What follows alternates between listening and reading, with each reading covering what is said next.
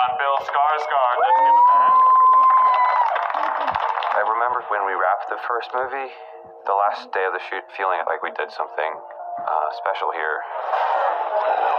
Cheers, guys. But you don't dare to trust that feeling because you're like, oh, what if you're wrong? What if this is a disaster? And what if your performance is a disaster? But then it shattered every expectation I think anyone had on it.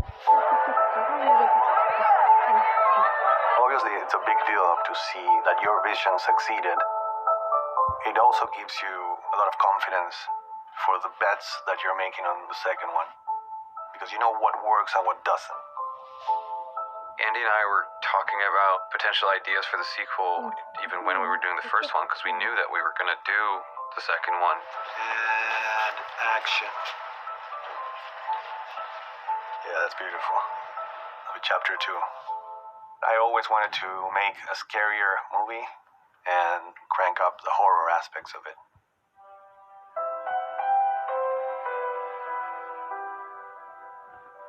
It was strange because I'd been away from Pennywise for almost 2 years. And then Andy wanted me to do a test for a VFX, a motion capture thing. Been away from the character for so long. It's gonna be strange just like to go right back into it.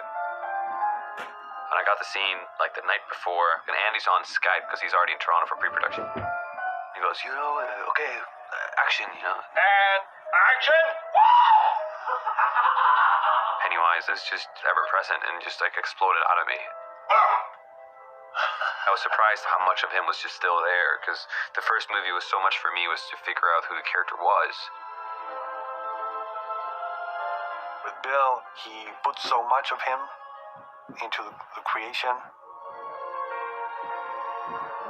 The nuances in his face, the spark in his eyes. I really love sitting down with him and talking for hours about the character and the possibilities. 27 years I dreamt of you. I craved you. Oh, I missed you. Waiting for this very moment. Time to flow. In my preparation for the role the first time, I applied all these sort of crazy psychology to the character. There's a lot of scenes with Pennywise where it's just a physicality or a very technical thing.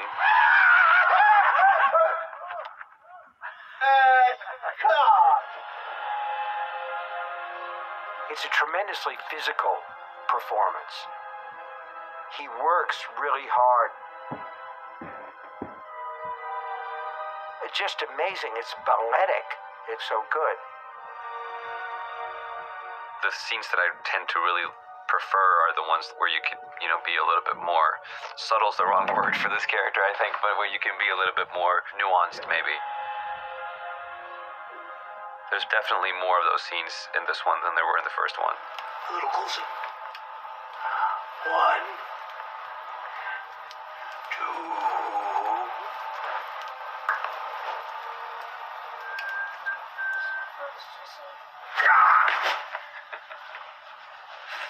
You okay? Good job. The Pennywise that we meet in the second movie is different from the book. He's very defensive in the book. He's offensive when they're kids, and when they come back, he's sort of trying to scare them off. So that shows weakness instantly, because he obviously doesn't want them to be there, because they do pose a threat to him because they almost defeated him the first time. Grab hands. And that works in the book, but because of the way we're telling the story now in the two separate films, this Pennywise, he really wants them back. He's missed them. Thank you for bringing them all back. I can smell their fear. I know what you are. That's why I'm not afraid.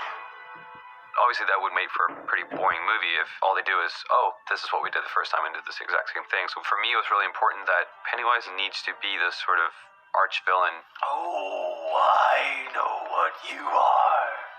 A madman. He needs to be scary and he needs to be threatening. So that was one of the challenges that we had to address. I used Pennywise as a door opener for all the other things that these kids are scared of. And Andy made the right decision to actually broaden the scope, and the kids see transformations of Pennywise that are his own artistic creations, but they still relate to the various fears and phobias of the kids. This is Vince Prose. Vince is helping me to bring my nightmares to life. And he's throwing a lot of his nightmares in, and it's quite scary. We have a version of Pennywise where they're weakening him and he starts to deflate. So Andy wanted him to be almost like a deflating balloon.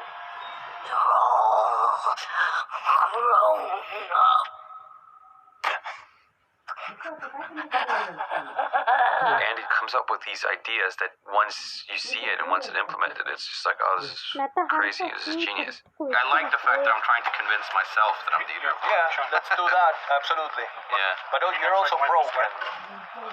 You're broken. Yeah. Like a cockroach on rain.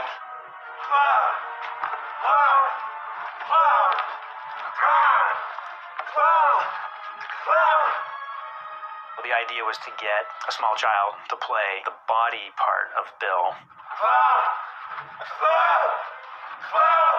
And then we had a replica of the kid's body. And that was known as Pancake Head. This is what is known in Stephen King's universe as the Ritual of Chud. And the Ritual of Chud is when you staple intergalactic entity's head to a piece of volcanic... Just like that. It worked! Finally, he becomes the spider.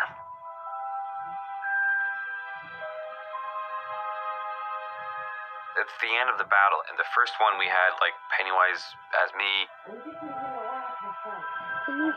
We needed to up that, you know? Like, they are adults, the physicality needs to be more threatening. So, Andy came up with this creature that he essentially drew, which is my face, gigantic Pennywise face, on this sort of spider-esque kind of body. Andy's so good with designing creatures. I got the Pennywise spider. You want to see him? Yeah. I really love this frame. Vince's contributions to the monster are really cool. You can see how he integrated the costume into the anatomy of the spider. And I also like the spirit of this drawing because it's grotesque and it's horrifying at the same time.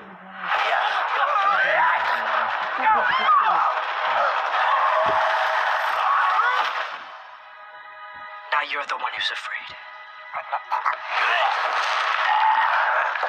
At the end of the first movie, Pennywise for the first time feels fear himself. And that's why his last line in the movie is fear.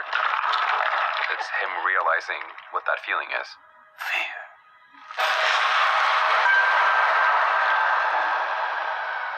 So he uses fear to sort of season the flesh, if you will.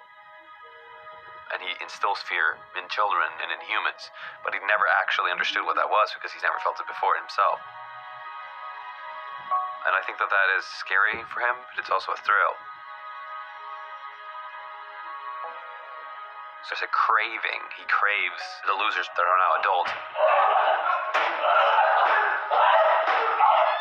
Because if this creature and this entity has lived for millions and millions of years, it's a high to have an opponent that's matched him. I feel like the way this movie ends, at least from my perspective and the character, he plants things and there's reasons for why things are happening, and when the kids that are now adults, when they think they're in control, they're actually not in control. And this is really scary. If you talk about Pennywise's own subconscious or its own subconscious, maybe wants to die or wants to cease to exist. So at the very end of this movie, maybe that was his goal all along. And in that sense, Pennywise wins.